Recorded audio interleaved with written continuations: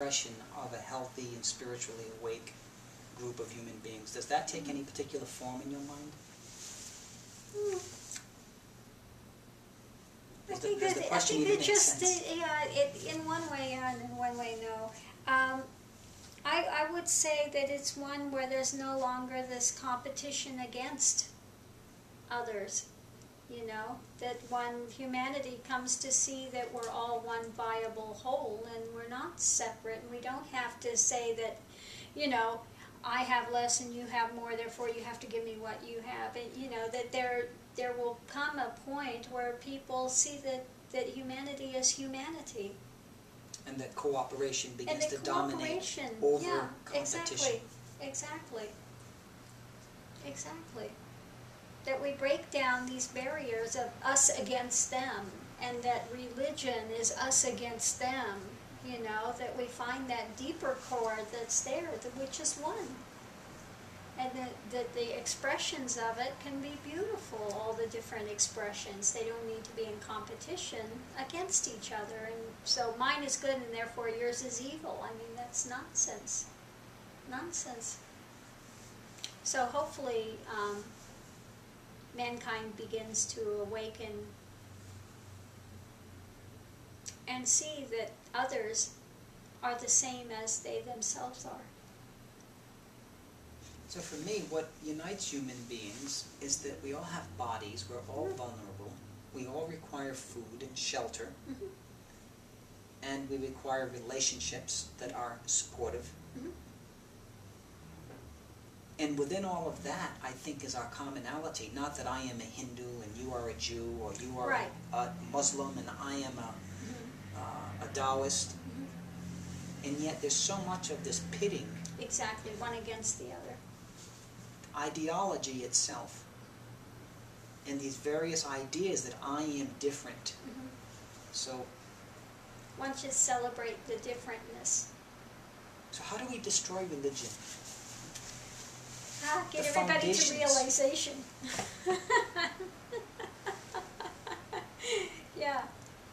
If everyone got to realization, they'd see that the religion, a lot of the religion is the dogmatic stuff from people that want to try to put everything in a box that they can contain and can hold and can control.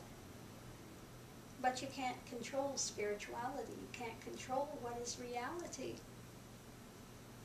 That blows all of these things about the religious dogmas out of the water. So we both agree on that religion itself must be deconstructed from its present state into something more primally genuine. Exactly.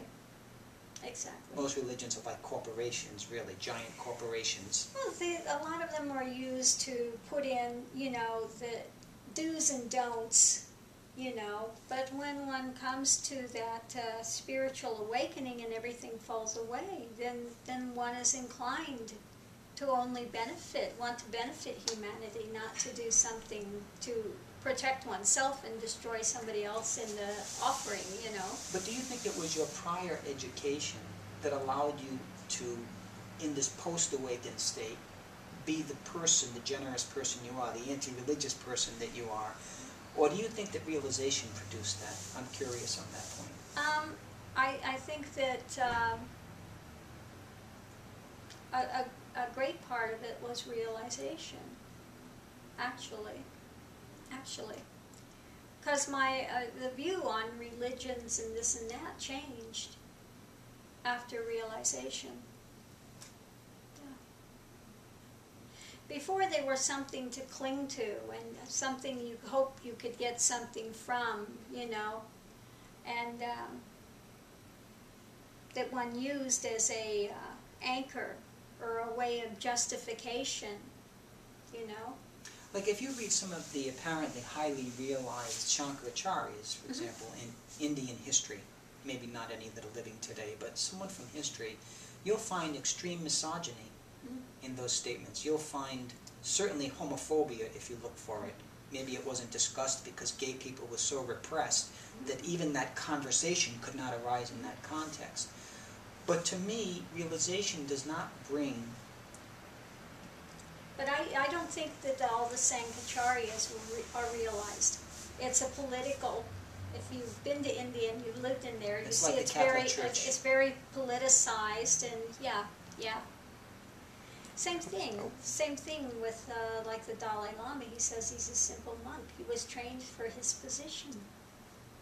Okay. And he's a homophobe.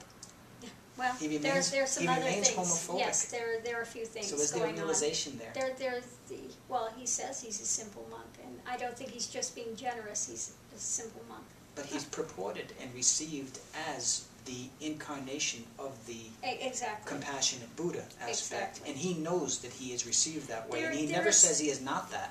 He does, but people say, he says he's a simple monk, and I think that's really the case. He hasn't had time to really sit and do the practices. He was taught from a young age to be a statesman.